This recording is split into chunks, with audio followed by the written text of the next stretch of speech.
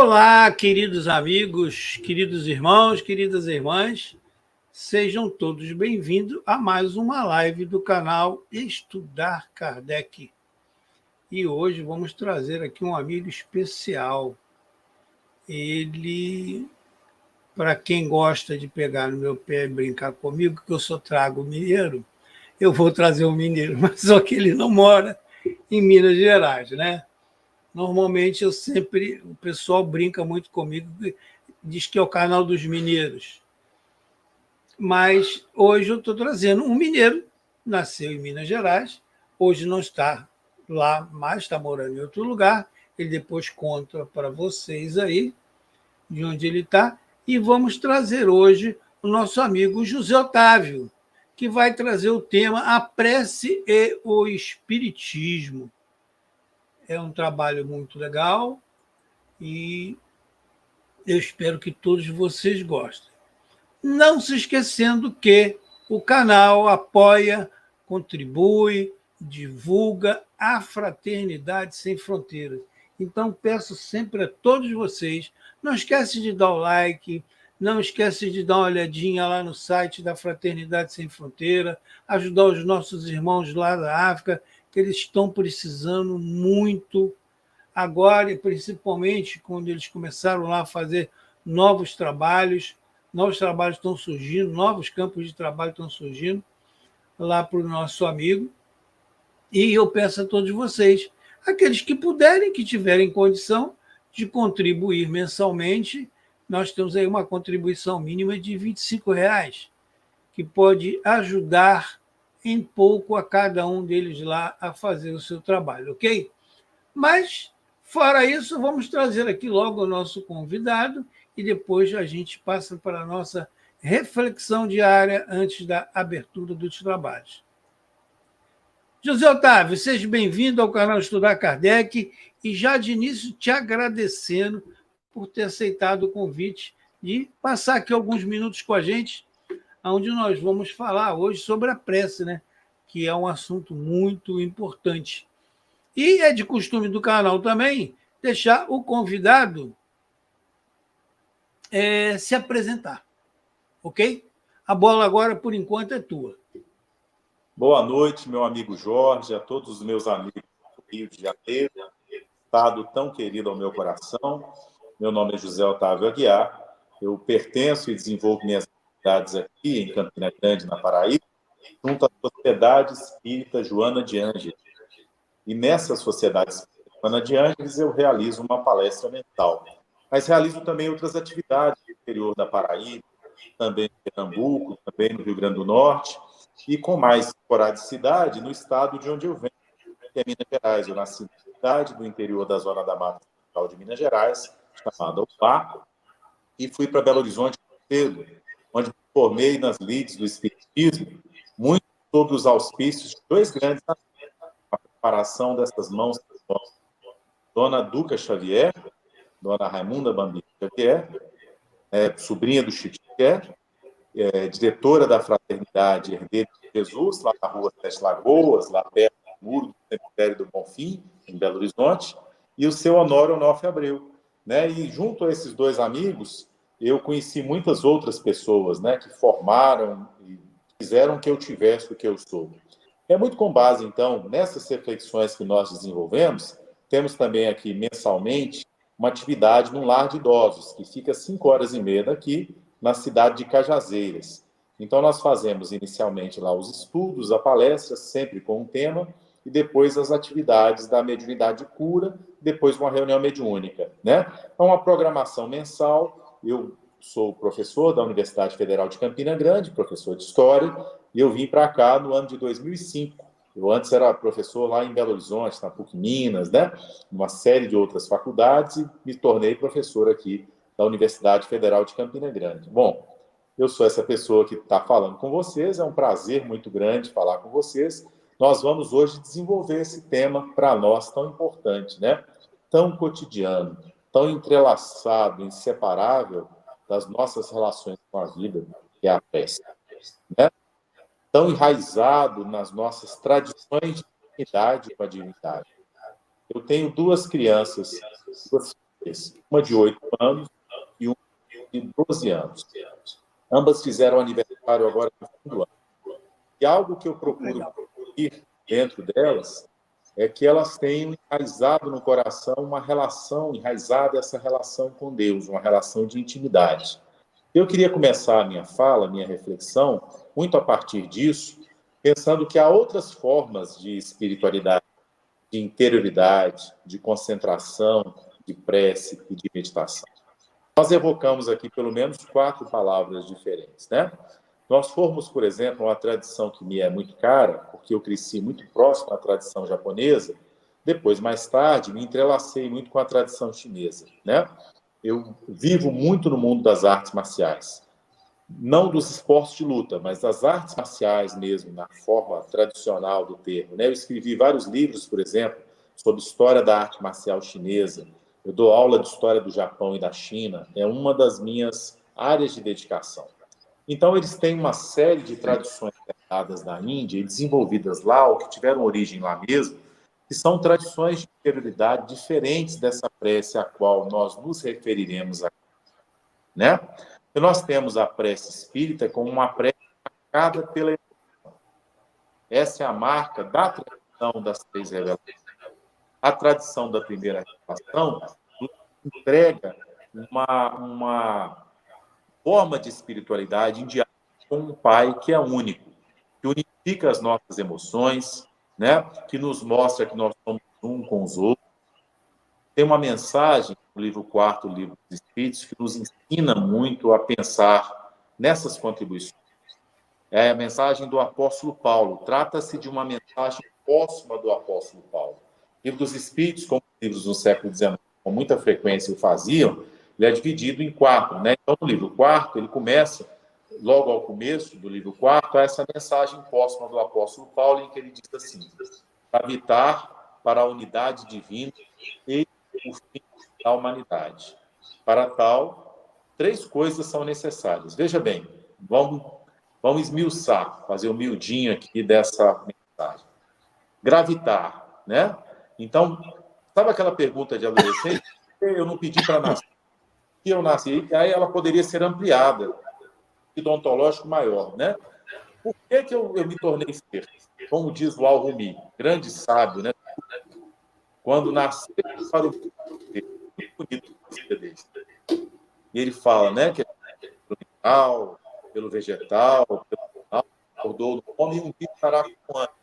E a mensagem está localizada na tradição islâmica, que não tem uma grande reflexão sobre isso, mas abre uma janela de luz em plena Idade Média, né? Mas ela é boa para pensar essa mensagem do apóstolo Paulo, gravitar para a unidade divina e o fim da humanidade. Como diz o livro dos Espíritos, por que nós somos criados? Deus nos cria para uma felicidade que nós ainda não conseguimos aquilatar. Como nós só julgamos as coisas que nós conhecemos ou a partir delas, nós não conseguimos imaginar a verdadeira felicidade. A nossa felicidade na Terra, as coisas que nós aspiramos, são relativas e Deus é o absoluto. Então, essa resposta dos Espíritos é um convite a que nós confiemos que coisas maravilhosas nos esperam. Nós não somos ainda capazes de aquilatar a sua grandeza, porque o nosso padrão de medida ainda é muito curto, é muito pequeno. Então, nos convida para além da racionalidade à confiança, né? Então, 3 coisas são necessárias. A justiça, destacada com a primeira revelação, o amor, que nós observamos no nosso modelo e guia, que é o nosso mestre, hoje governador espiritual do planeta, e a ciência, enquanto compreensão de uma só revelação, se manifesta esse movimento, né? E o que atrapalha essa gravitação? Pensemos, se é uma gravitação, é uma trajetória, né? E quando eu tenho uma trajetória, eu posso me desviar da trajetória. Quando eu digo que alguém foi salvo, né, no sentido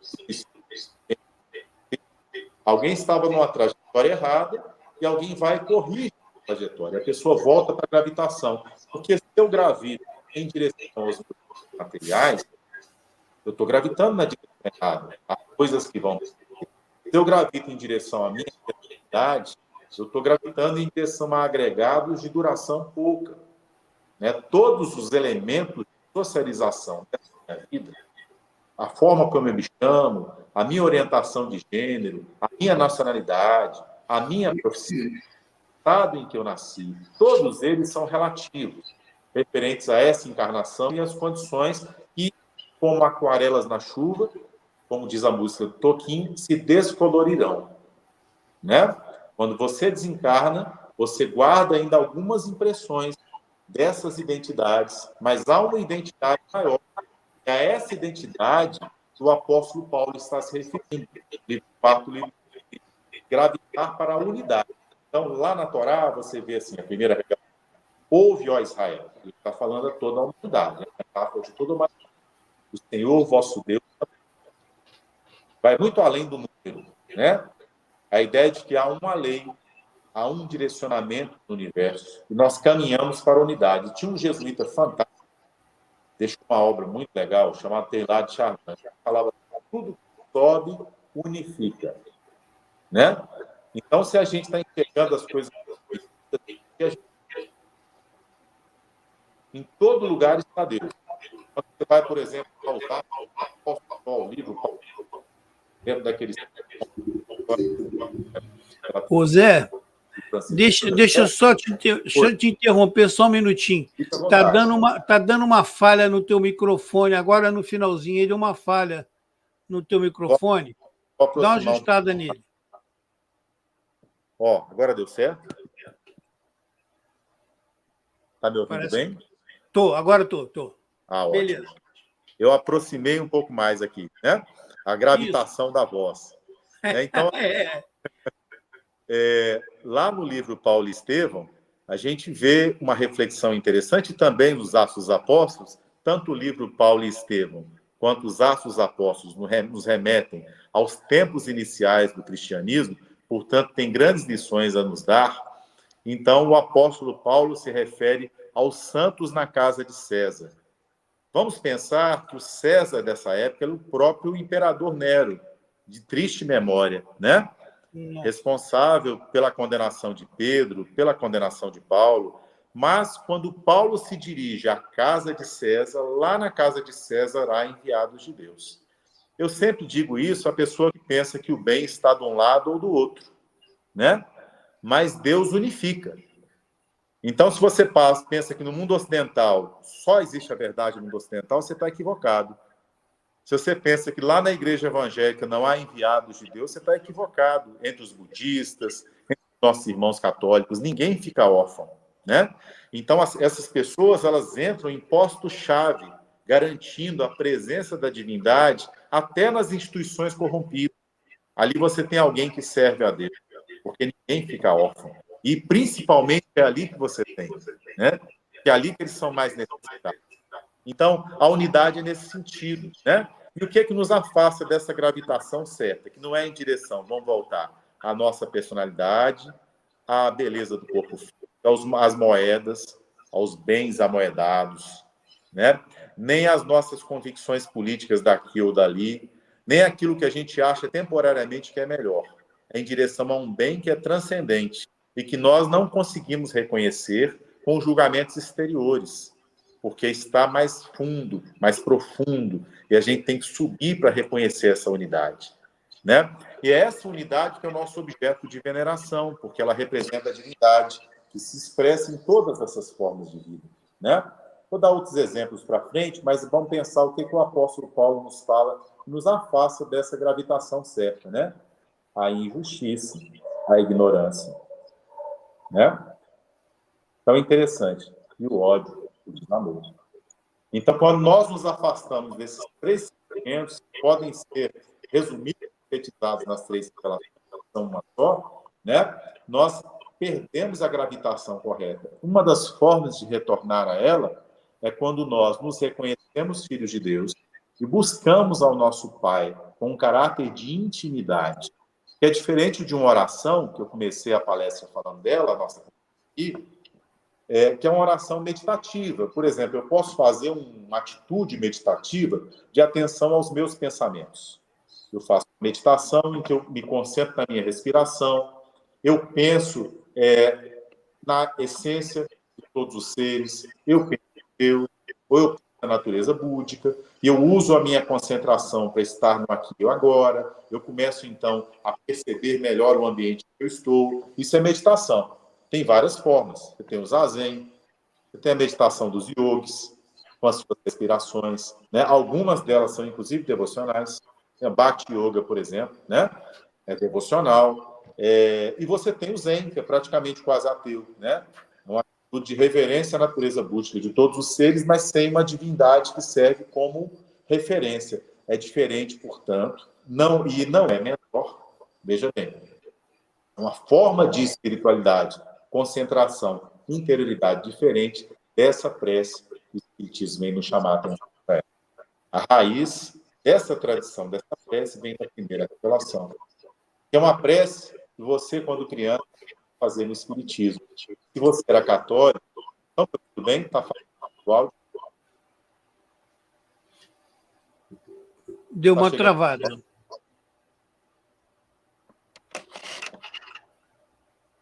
Está chegando bem o áudio? Agora chegou. Chegou? Chegou. Então, existem as preces decoradas. E quando nós decoramos as preces, nós perdemos o sentido emocional de intimidade. Então, a primeira coisa que nós devemos estudar é como ganhar intimidade com a divindade.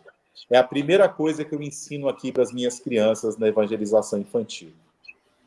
Se você ganha intimidade, você não se mune de palavras complicadas, elaboradas, para o diálogo com a divindade. Você conversa com Deus, e uma conversa é um diálogo, em que você se permite intimidade, por vezes até você chora, você desabafa, você busca, né, essa intimidade, você dialoga afetivamente com a divindade. Portanto, nós estamos aqui localizando o espaço da prece espírita, né? E nesse espaço nós temos, portanto, 3 movimentos. O primeiro movimento é o movimento do louvor. Nós formos, por exemplo, né, a quaisquer das orações que aparecem, as preces que aparecem na coleção ditada pelo Espírito André Luiz, elas começam sempre com o louvor.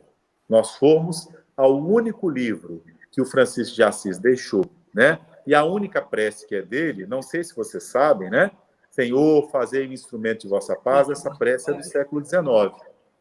Nós lemos lá o Jacques Legoff, grande historiador, nós descobrimos, né, e os próprios franciscanos hoje sabem disso bem, que essa prece não foi composta pelo Francisco de Assis.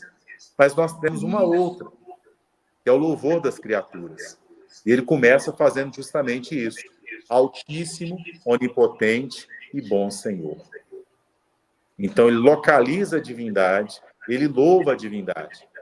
Por quê, gente? Bom, alguém já viu Deus? As Escrituras nos dizem que nunca ninguém viu Deus. Nós reconhecemos Deus a partir das suas criações. É por isso que Jesus, o livro Boa Nova, nos diz que nós não podemos amar a divindade aborrecendo, destruindo as suas criaturas. Então, vejam que belo nome da prece do Francisco de Assis. Lá no livro O Espelho de Perfeição. Louvor das criaturas. Veja como ele está no foco, né? Então, ele louva a Deus a partir das suas criações. Então, nós vamos louvar, nós vamos pedir e nós vamos agradecer. Começando pelo louvor. Vocês acham que é comum, no Centro Espírita, nós começarmos a prece com louvor? Não. Nós nos esquecemos desse aspecto, né? Mas o louvor é importante, por exemplo, vamos imaginar o seguinte, você está em um consultório médico, você abriu um exame de ultrassom e você descobriu um tumor. É sempre assim, uma ressonância magnética. Até aquele momento, tinha uns 2, 3 anos que você havia feito ressonância e estava tudo normal. Mas naquele momento apareceu alguma coisa, uma protuberância, um tumor, a próstata não está tão normal quanto antes, é o útero que tem um mioma, alguma coisa assim.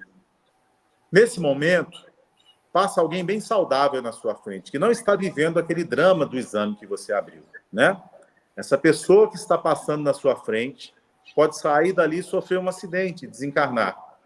Mesmo que ela seja bela, forte, que seja um saudável lutador, seja um modelo, né? Essa pessoa pode desencarnar. E você pode se tratar do câncer e sobreviver 20, 30 anos mais. A doença não tem relação com a hora da desencarnação. Nós estamos nas mãos de Deus. É Deus quem nos mantém vivos. Isso é louvor. Estão entendendo onde eu quero chegar? Então, assim, quem realiza as obras não sou eu. Eu vou abrir uma casa espírita e começar um trabalho. Mas não sou eu que realizo essas obras, é Deus quem está realizando. Portanto, aquelas minhas limitações vão diminuir na medida em que eu não busque a minha própria vontade, o meu próprio bem, mas deixe que Deus se expresse por mim. Nesse momento, esse louvor que eu faço, quem faz a minha obra agora, eu me esvazio para que Deus haja por mim, é também louvor. Então, quem me faz viver, você que está me ouvindo, está doente. Você que tem um filhinho que está doente, pensa, quem mantém a vida do meu filho é Deus. E Deus me encaminha uma série de recursos. É o cuidado do médico, é a intuição daquele que cuida, mas tudo provém de Deus. Eu estou nas mãos de Deus. Não vivo dos meus artifícios. Eu não vivo da astúcia da minha inteligência, mas eu vivo da vontade de Deus. Louvado seja Deus. E é nesse sentido que a gente chega àquela expressão do Jó. Deus me deu, Deus me tirou temporariamente, né? Porque tudo é dele. Louvado seja Deus. É um sentido de nós compreendermos que nem sempre nós acharemos agradável a intervenção divina nas nossas vidas. Nem sempre. Porque eu comecei a palestra dizendo que nós não temos condições de compreender ainda plenamente o que é bom para nós. Então, aquilo que nos desagrada, por vezes, é algo que é tratamento estético para a nossa alma. Às vezes, nós perdemos o caminho da casa da terra para que a gente encontre o caminho da casa de Deus. Às vezes, a gente busca companhia em toda parte e só acha solidão, para que a gente possa aumentar a nossa intimidade com a divindade. Essa intimidade é o objeto da prece, né? Então, tem 2 capítulos do Evangelho segundo o Espiritismo que eu queria chamar a atenção aqui. Um deles eu acho que todo mundo já leu, que é o Pedi e Obtereis, capítulo 27, né? Eu não quero fazer hoje a palestra sobre ele. Seria interessante. Nós iríamos, por exemplo, aqui retornar à fala do ministro Clarencio, por exemplo, no livro Entre a Terra e o Céu, pela psicografia do André Luiz, nos lembrarmos da necessidade de educarmos os nossos desejos. Íamos trabalhar a prece como educação do desejo, a força que o desejo tem. Iríamos compreender com Emmanuel, no livro Pensamento e Vida, a importância do sentimento na prece, né? Isso é um outro aspecto importante, porque simplesmente a concentração nos é insuficiente. A meditação gera uma concentração que aumenta a capacidade de atenção. Então, quem faz a meditação, como os orientais, aumenta a audição, aumenta o tato, aumenta o paladar, aumenta a percepção de resposta sensória, sinestésica, que é o caso da arte marcial, né? Sente melhor tudo, o sabor do alimento, o orgasmo, né? A relação sexual, tudo melhora com a meditação. É um ótimo exercício espiritual e físico, mas eu queria chamar a atenção que a prece espírita labora num outro espaço. Labora no espaço da intimidade de sentimentos em intensidade, né? Por isso, Emmanuel chama a atenção do Pensamento e Vida para o fato de que o pensamento ele é uma secreção, comparando as glândulas, da nossa mente.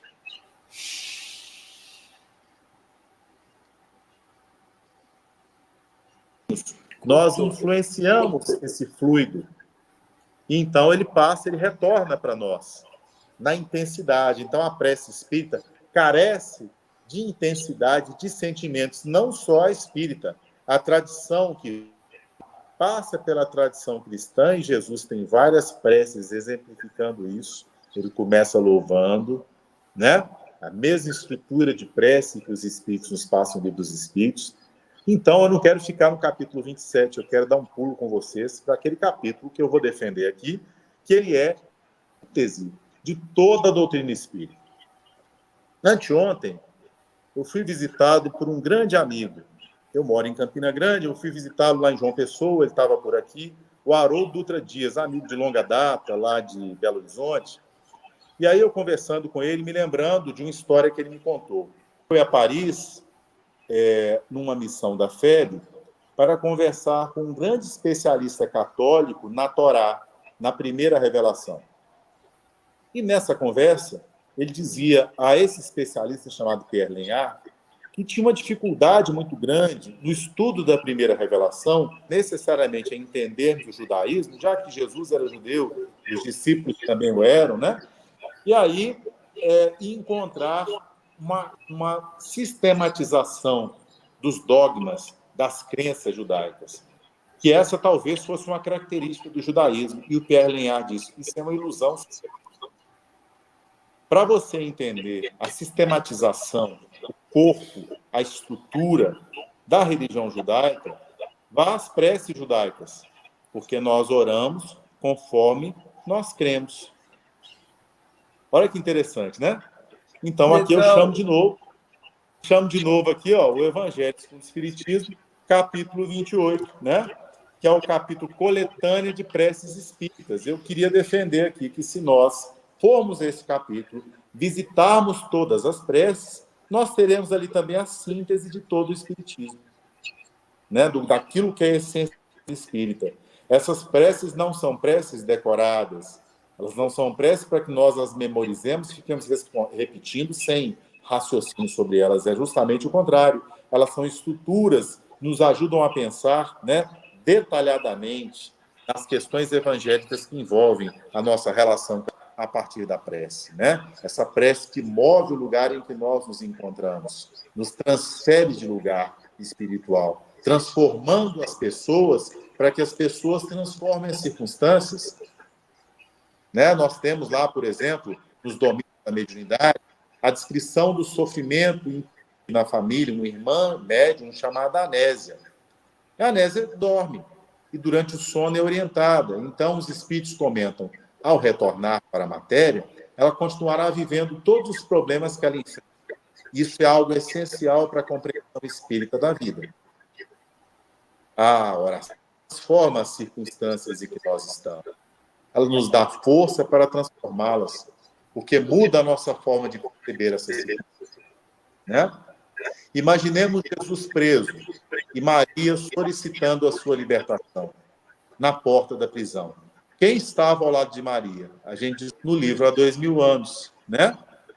Você tem a serva Ana, você tem o velho samaritano Simeão e só, né? E depois João. E Lívia, que vai se encontrar com Pilatos, sacrificando o próprio casamento e a sua felicidade afetiva para advogar com justiça a inocência de Jesus. Num ato de coragem, porque os espíritos elevados são cheios de coragem, né? Uma coragem que não é violenta, porque a violência ela não é resposta. A raiva é uma elegia humana. Ela é uma resposta que nos exige atenção. Agora, não se decorre da raiva ou da agressividade que surge do enfrentamento de uma circunstância que nos desafia, que nos gera indignação, que nós geremos a violência. A violência é uma má resposta. Ela parece resolver, mas é muito temporária, porque ninguém morre, né? Então, somente o amor é capaz de raciocinar e responder com justiça, embora o amor também se manifeste sob expedientes severos. Mas imaginemos esse momento para pensarmos na figura de Maria de Nazaré, que no momento não foi poupada das circunstâncias humanas tão comuns. Nós temos agora, enquanto nós estamos aqui conversando, em paz, entre a Paraíba e o Rio de Janeiro, quantos dos nossos irmãos estão se afogando em frente ao Mediterrâneo, saindo da África? Quantos deles estão suas crianças que estão se afogando?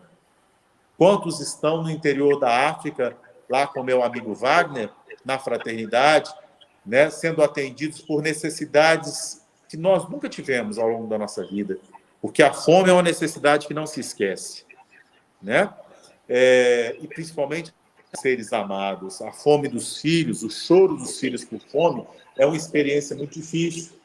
Mas a gente aprende, se a gente for, por exemplo, a antologia mediúnica do Natal, que José e Maria chegaram a Belém com Jesus em circunstâncias de pouca alimentação, de cidade sem lugar para se hospedar, que foram achincalhados, que sofreram bullying na rua, que foi necessário uma prece do Espírito Gabriel para garantir que José, em velhice provecta, e a Maria, que era de uma beleza física extraordinária, pudessem sobreviver aos ataques naturais, então, daquela população naquela época, né? Então, nós vemos que eles não são poupados das circunstâncias que nos fazem frágeis na encarnação. A doença, a dificuldade, né? A diferença está na forma pela qual eles respondem a essas dificuldades.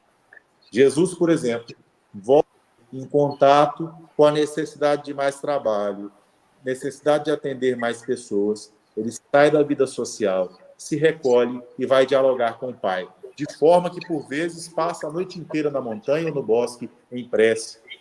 Nos conta, então, o apóstolo João, no Getsemane, no Jardim das Oliveiras. Ele, que é o governador espiritual do planeta, ajoelhado, tece o seguinte diálogo.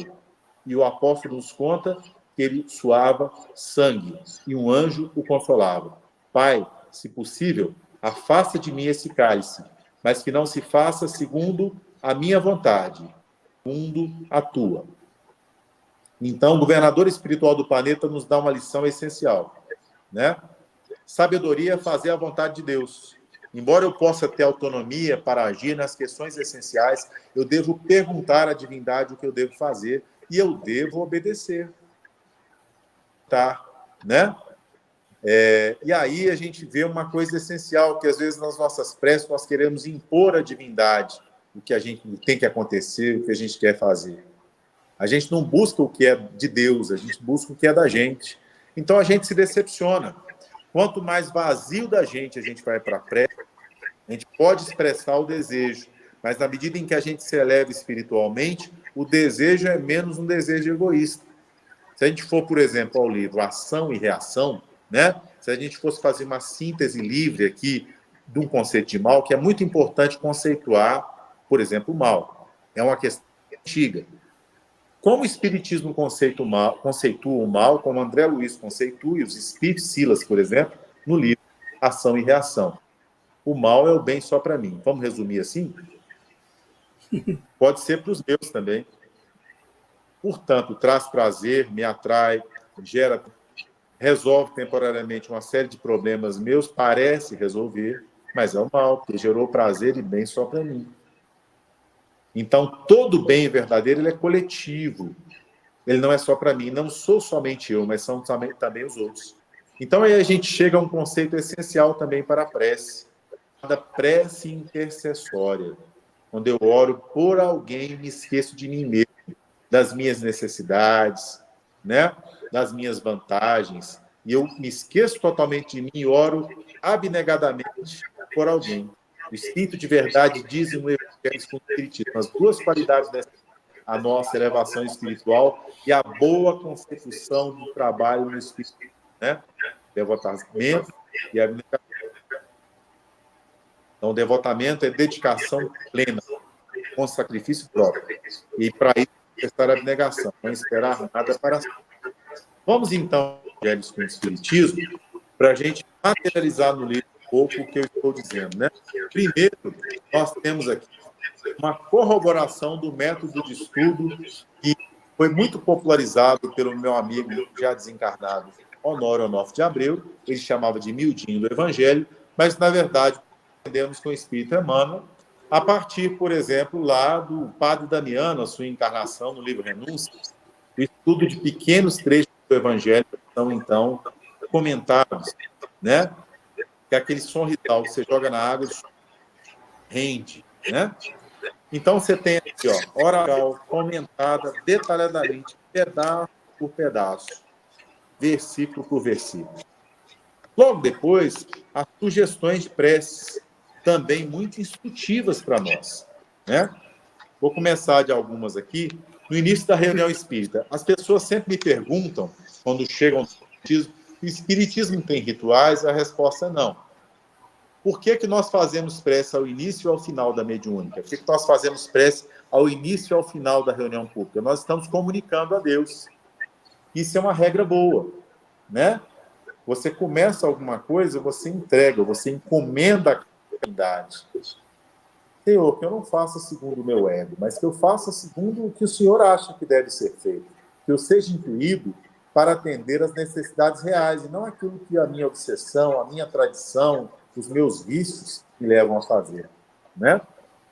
Com isso, a gente se afasta, por exemplo, de achar que a coisa só é bem feita se for feita do nosso jeito. Há muitos espíritos encarnados entre nós que fazem trabalhos maravilhosos.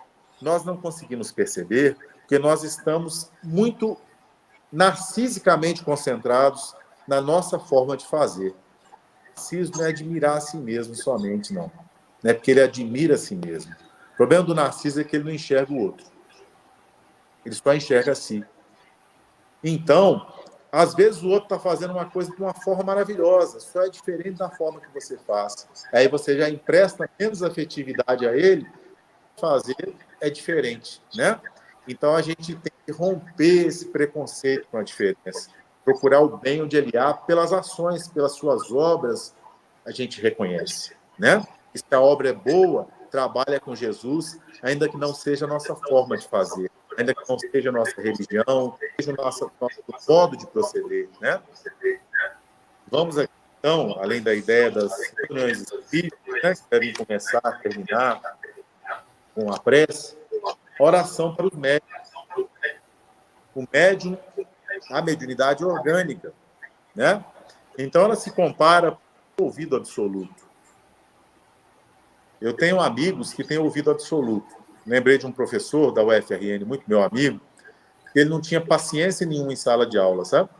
Porque o aluno não podia fazer barulho, porque qualquer barulho incomodava. E ele é professor de línguas e de música. Capacidade de percepção, lugar barulhento, ele se irrita, né? Percepção das nuances sonoras, incrível. Né? Ele é um grande violinista, uma pessoa que trabalha com habilidade, trabalha com música em sala de aula, guitarrista fantástico, né? Então, a mediunidade é assim, ela nos confere uma certa idade, né? Para percepções as mais variadas, que devem ser educadas. Então, quando a gente quer educar alguma coisa, além do esforço próprio, eu estava falando antes, né? Que a nossa saúde, a gente deve se exercitar fisicamente, a gente é responsável por come, a gente pode ser suicida com aquilo que a gente come, tem que comer bem, né? Comer coisas saudáveis, tomar cuidado com a quantidade. Quantidade é essencial na alimentação, né? Mas essa é a parte da gente. Há uma outra parte que Deus, né? Porque há quem se alimente e desencarne, há quem se exercite ainda assim a doer, por razões que não são aquelas razões que estão na nossa parte. Então, quem te mantém vivo, quem te ensinou a se exercitar, quem te ensinou a se alimentar bem, quem te deu um lar bom, foi Deus. Então, você reconhece, mantém seu coração batendo, é Deus, e você agradece e louva a Deus por isso, né? A mesma coisa as obras que nós realizamos. Então, nós agradecemos porque nós mesmos, na nossa acanhada capacidade, certamente não conseguiríamos a parte melhor que nós realizamos. Os frutos de muitas mãos. Fomos auxiliados por muitos corações. Devemos ser gratos à expressão de Deus nesses corações que foram pontes para a realização das nossas atividades na Terra, né? De modo análogo, a mediunidade é também fruto de muitas correções, de muitas mãos. É necessário dissipar e ter humildade para saber que a mediunidade não basta por si. Vamos pensar num grande esforço que a humanidade venceu recentemente, que serve de exemplo para todos nós, o desenvolvimento das vacinas, que baseia-se em décadas e décadas de trabalho. E a gente dizia o tempo todo a partir da universidade, não existe ciência isolada. Não existe um cientista genial. Nós temos uma comunidade científica internacional que se baseia em evidências, né? Então, a mediunidade é semelhante. Médium sozinho não funciona bem. Fica orgulhoso, fica vaidoso. Mediunidade não vale por ela própria, só. Ela vale pela comunidade, pelo padrão, que é o padrão que Kardec reconhece, que é um padrão de uma ciência espírita, de um método, de uma forma de fazer necessária. Então, cada material que a gente trabalha, o mármore é de um jeito, o barro é de outro, a madeira é de outro jeito, né? Material, estão me ouvindo bem? Então, cada material exige um tipo de ferramenta. Cada mediunidade exige um tipo de disciplina. Mas antes dessas disciplinas, por exemplo, se você é psicógrafo, que é uma mediunidade muito difícil, você tem que estar no horário certo, toda semana, submeter a disciplina da espiritualidade do diretor da reunião mediúnica, né? Aprender com outros médiuns mais experientes, se permitir ser criticado, né? E permitir a crítica da espiritualidade, que o seu guia espiritual labore em você, para que você possa ir como instrumento.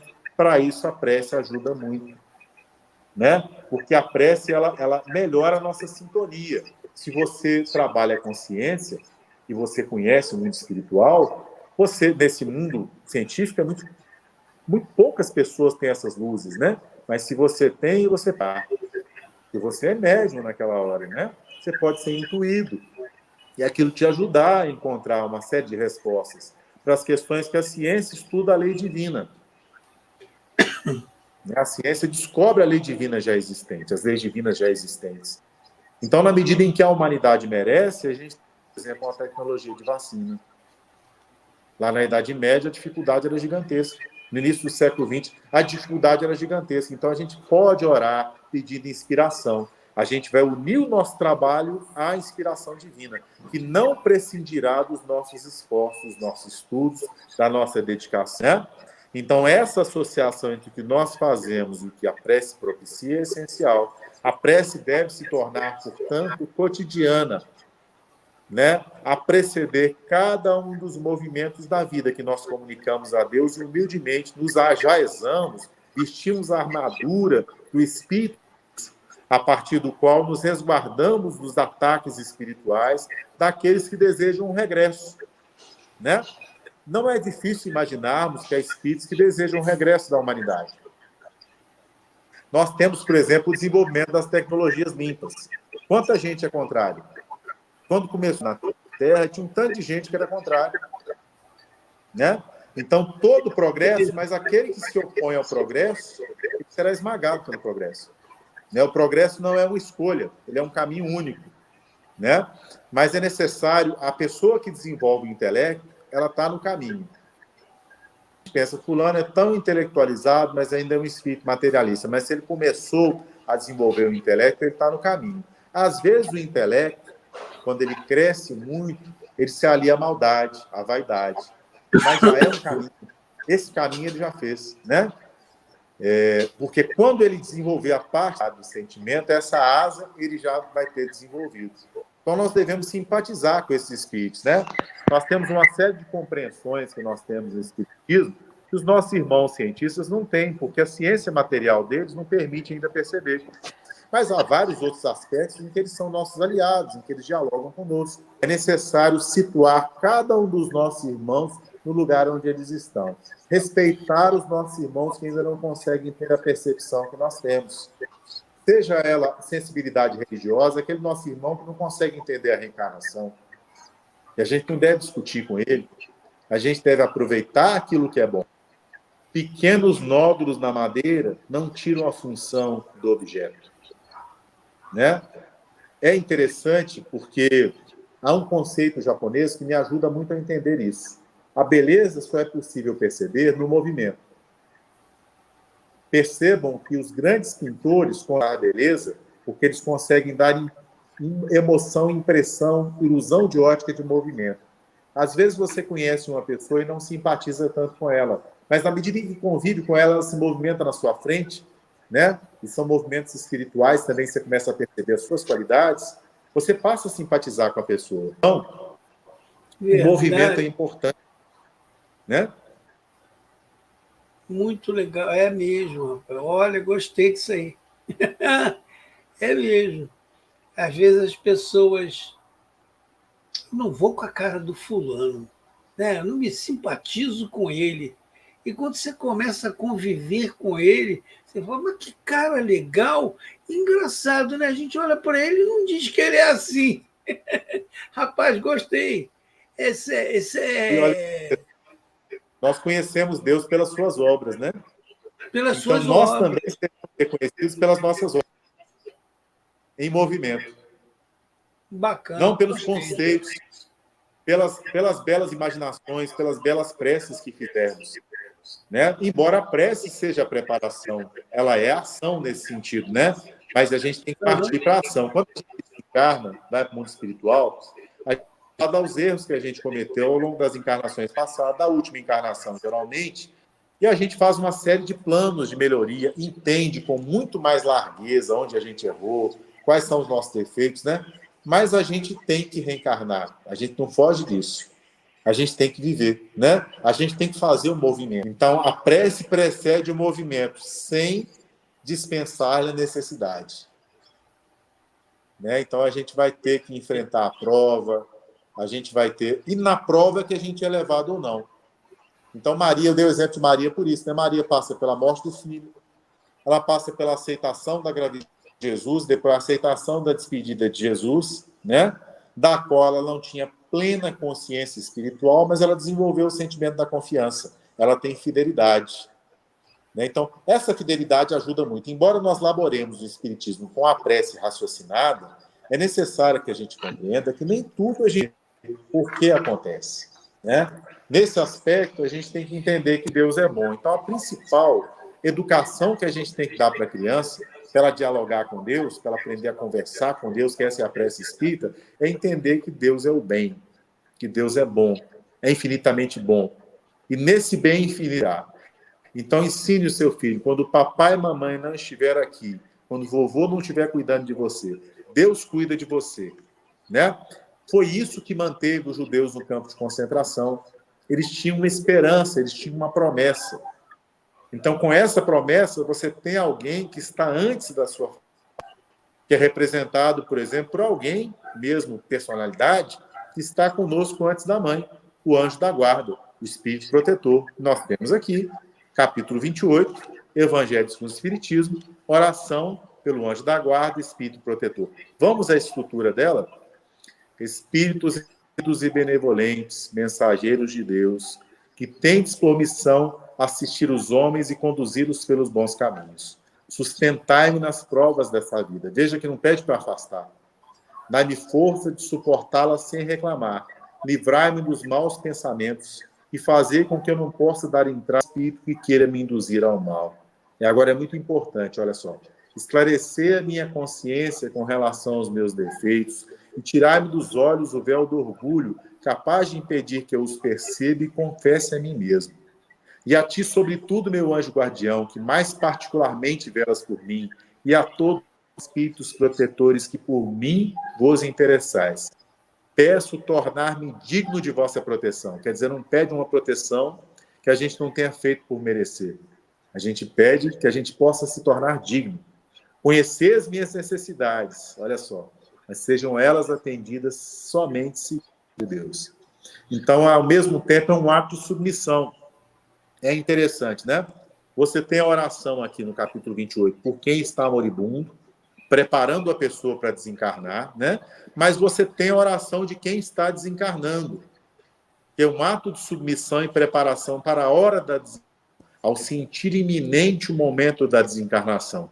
Nós temos a oração pelo agonizante, oração pelos espíritos obsessores, pelos espíritos sofredores, né? Temos aqui todas as circunstâncias espirituais que o Espiritismo nos traz, dentro do sentimento que o cristianismo nos inspira, e dentro de uma estrutura que faz da terceira revelação coerente com a primeira e com a segunda revelação, que faz delas um movimento só, né? Então, é muito importante a gente entender que, na medida em que a gente vai, então, se amadurecendo espiritualmente, os nossos desejos, eles vão funcionando. O apóstolo Paulo, nas epístolas, ele diz assim, nós devemos amar, mas de tal forma que a gente consiga subir, a gente consiga purificar o nosso amor para alcançar as coisas que são excelentes. que é o amor pelas coisas menores, o amor que representa apego, que não deixa de ser primordial do amor, mas ainda muito próximo das sensações da terra, das coisas que nos prendem ao nosso passado animal, né? Mas à medida em que nós vamos crescendo espiritualmente, nós somos capazes de trabalhar, por exemplo, sacrificialmente, sem esperar recompensa, de amarmos sem esperarmos ser amados por alguém que não tem relação conosco, numa oração intercessória, pelo bem e pela cura de alguém.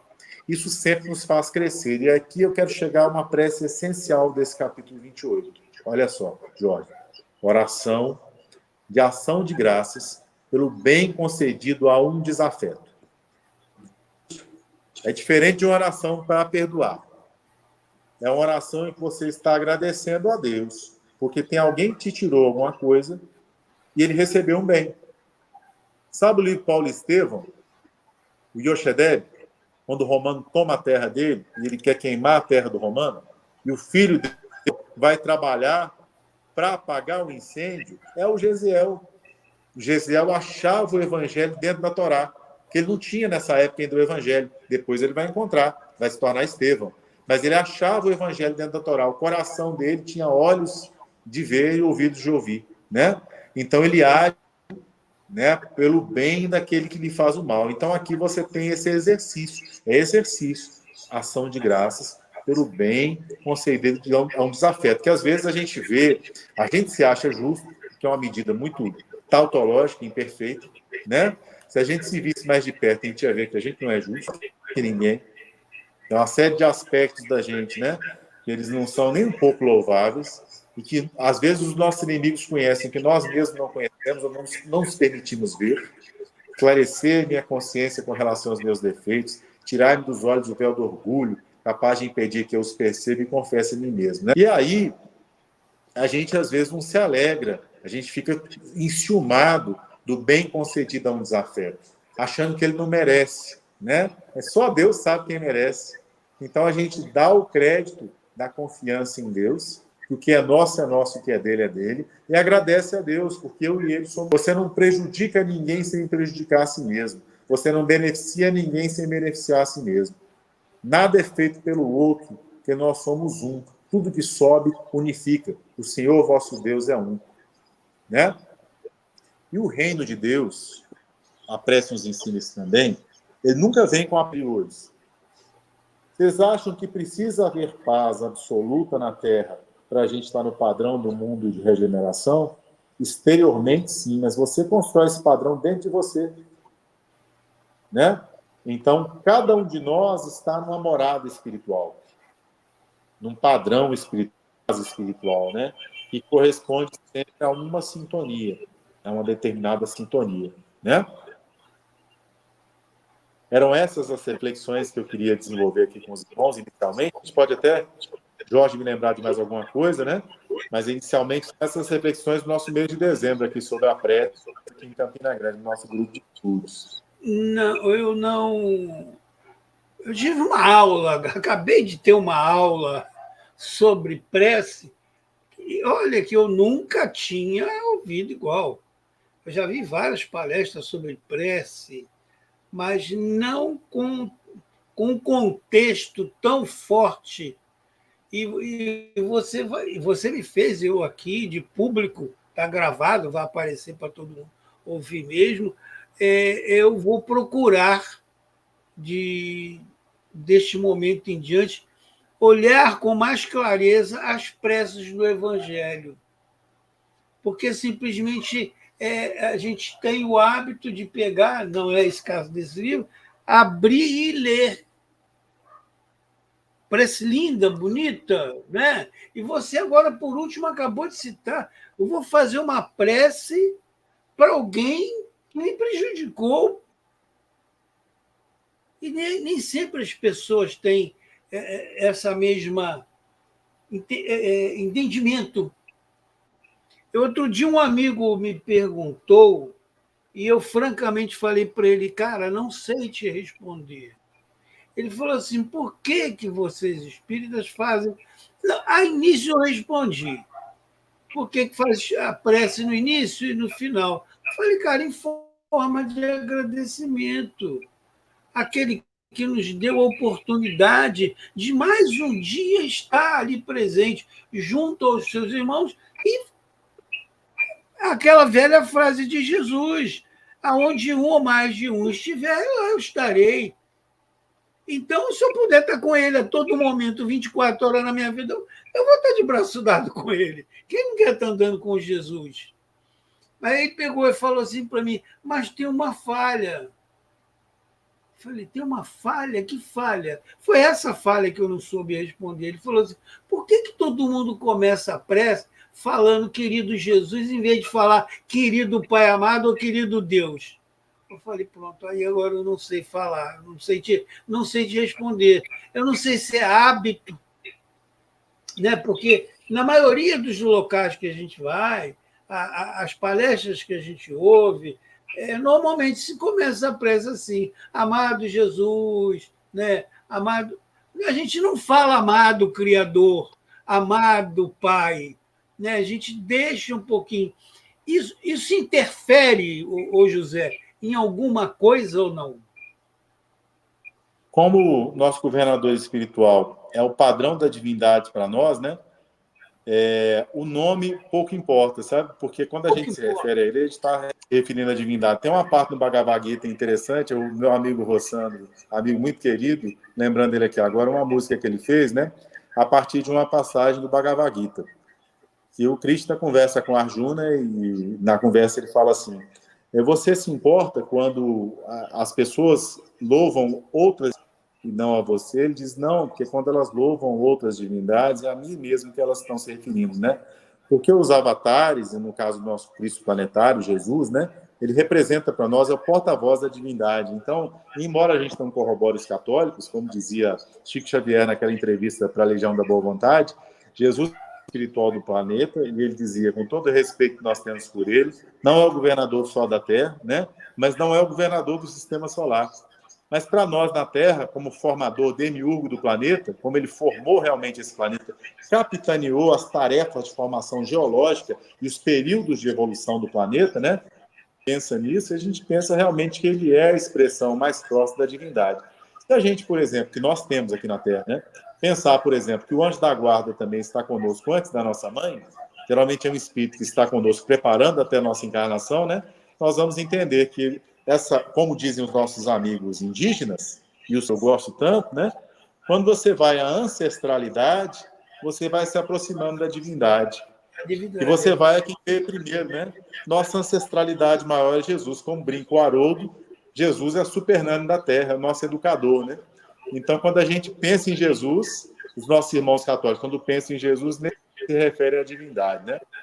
É interessante. E já sopraram aqui agora no meu ouvido, falou assim: pensa em outra frase de Jesus aí que você esqueceu. E eu esqueci mesmo. Quando Jesus diz assim: eu e o Pai somos um só. Então, se eu falar no nome de um, no nome de outro, eu tô bem na fita, como diz aí no popular, né? Obrigado a quem me ajudou aqui agora, porque eu tinha esquecido disso, que Jesus fala isso. Eu e o Pai somos um só.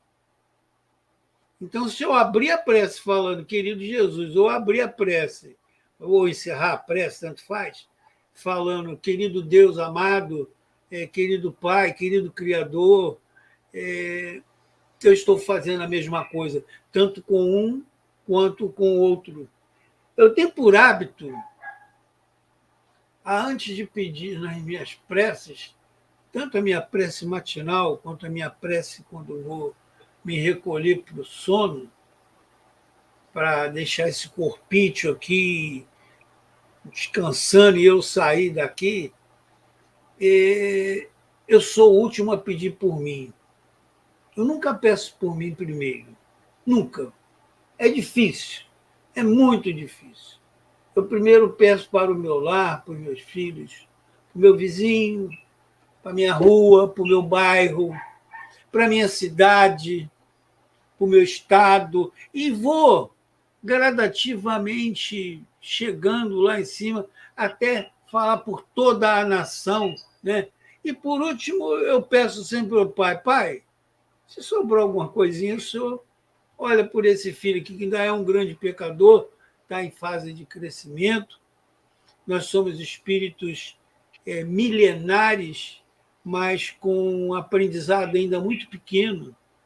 Eu não sei se foi Haroldo ou foi Simão Pedro que disse uma vez que a gente ainda estava. Nós não estávamos nem no antigo pré-primário, a gente ainda estava no jardim da infância para aprender alguma coisa, mesmo depois desses 2024 anos que a gente tem aí de planeta, né, entre aspas, a gente está ainda aprendendo e tem muita coisa ainda para aprender.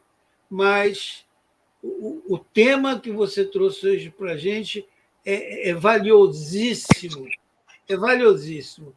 A prece não pode faltar em momento algum. Até como diz Chico, na hora que você chutar pedra, agradeça por ela estar ali na tua frente, você ter dado com o dedão lá nela e ter doído. Agradeça, né? Tem uma passagenzinha também que alguém reclama com ele. Ô, Chico, fui roubado, trabalhei a beça, comprei um relógio e me roubaram o relógio. Chico manda a letra. O Chico mandava a letra na hora, né? Graças a Deus, meu filho. E, Chico, eu fui roubado, tu diz graças a Deus. Graças a Deus, meu filho. Ele é o ladrão, você não. Olha que ensinamento, cara. Coisa né? de espírito muito evoluído. Aonde que eu, Jorge, iria pensar numa coisa dessa? Quer dizer, na hora, naquele momento, eu ia dizer assim, Chico, você está mal da cabeça. O cara que óbito diz um negócio desse, mas ele imediatamente fala, ainda bem que você... E manter diante de situações que deixam as outras pessoas tensas, te promove muito espiritualmente, sabe? É um tipo de vitória espiritual já palpável. Quando você consegue, diante de uma circunstância que deixaria as pessoas transtornadas, a prece consegue te colocar num outro lugar de confiança, sem aquela circunstância se transformar, mas você não se desesperar, isso é um grau de evolução que você já consegue alcançar, sentir, né? Então, a tranquilidade é muito importante enquanto confiança. Aquela semente que a gente plantou na prece, a gente plantou e a gente não desenterra mais. A gente sabe que ela vai florescer, sabe? Essa semente já vai enraizando. Seria mais ou menos isso, né? Você planta a semente da prece ali, ela já entra enraizando, ela não espera aí um tempinho, ela já firma ali e vai embora. E não tem nada melhor do que uma prece, Zé. E sempre a gente tem que ficar atento, porque vem a resposta. Nos dias seguintes, nas circunstâncias da vida, você tem a resposta de Deus. E prestando atenção, às vezes não vem na forma que a gente deseja que ela venha. Ela vem Exatamente. De outra forma, né? E é aí o vigiai. Aí que está o vigiai, né? A gente tem que ficar atento, porque, peraí, eu pedi uma bicicleta, eu pedi uma moto, ele me deu uma bicicleta. Não era isso, mas era isso mesmo que eu precisava. Não era isso que eu queria, era isso que eu precisava. Chico também falava muito isso, né? Meu filho, você não tem o que você quer, você tem o que você precisa. Você está na família que você escolheu porque você precisa estar lá naquela família que você escolheu. E não vem com esse papinho de que não escolheu, não, porque escolheu sim. Se eu pegar a promissória lá agora, eu vou ver a tua assinatura na promissória. Isso não tem por onde esquecer. Zé, nós estamos chegando aqui ao final do nosso trabalho.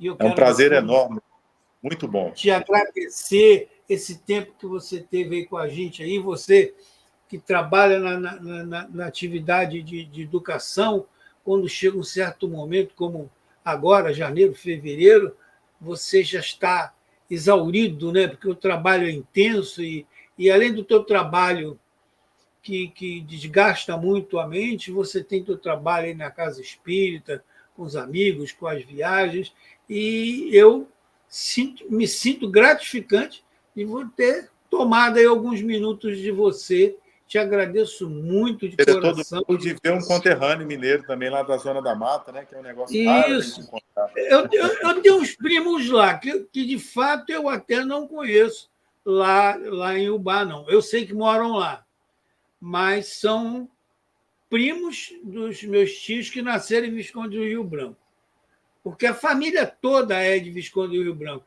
Aí depois foi para Viçosa, foi para não sei aonde, veio parar no Rio de Janeiro. A gente sai, né? A gente vai crescendo, vai andando aí pelo mundo aí. E eu queria agora, no encerramento do nosso trabalho, já agradecer a espiritualidade amiga e benfazeja por essa oportunidade que nós tivemos hoje de estarmos conversando, levando a outras pessoas que vão em algum momento de manhã, de tarde ou à noite, daqui um mês, um ano, assistir essa nossa live e, com certeza, tirar proveitos bons dela aí. E eu quero encerrar colocando aqui um vídeo do Chico, com as palavras do Chico, que eu sou fã de carteira. Eu não conheci Chico.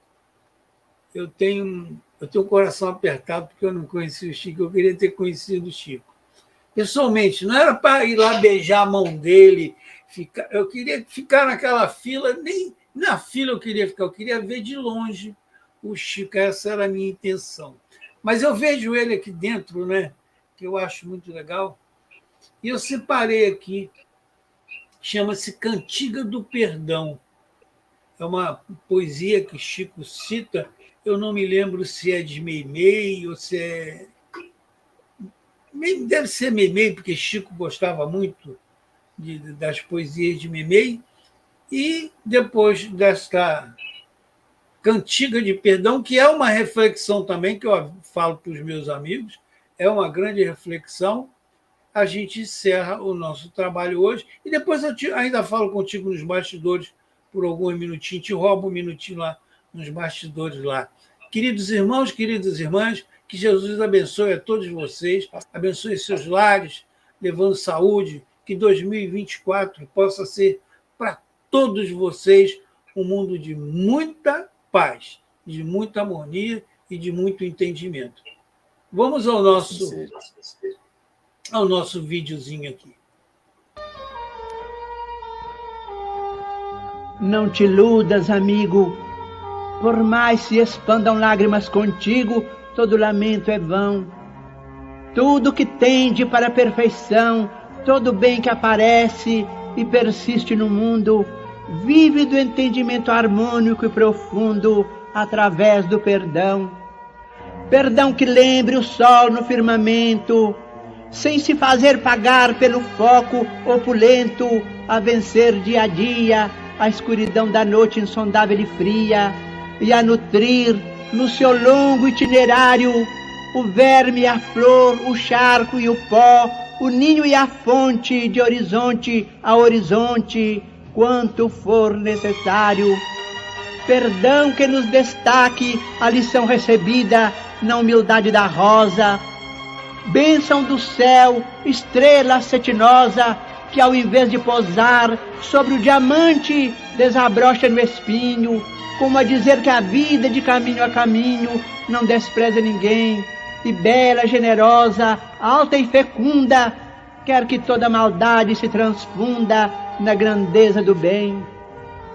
Perdão que se reporte à brandura da terra pisoteada, esquecida heroína de paciência, que acolhe em toda parte os detritos da morte e sustenta os recursos da existência, mãe e escrava sublime de amor mudo, que preside em silêncio ao progresso de tudo. Amigo, onde estiveres, assegura a certeza de que o perdão é a lei da natureza, segurança de todos os mistérios. Perdoa e seguirás em liberdade, no rumo certo da felicidade. Nas menores tarefas que realizes, para lembrar sem sombra os instantes felizes na seara da luz, na qual a luz de Deus se insinua e reflete. É forçoso exercer o ensino de Jesus, que nos manda perdoar, 70 vezes 7, cada ofensa que venha perturbar o nosso coração. Isso vale afirmar na senda de ascensão, que em favor da vitória, a que aspiras na luta transitória, é mais do que importante, é essencial, que te esqueças por fim de todo mal, e que em tudo no bem a que te des, seja aqui mais além, seja agora ou depois, Deus espera que ajudes e abençoes, compreendendo, amparando e servindo outra vez.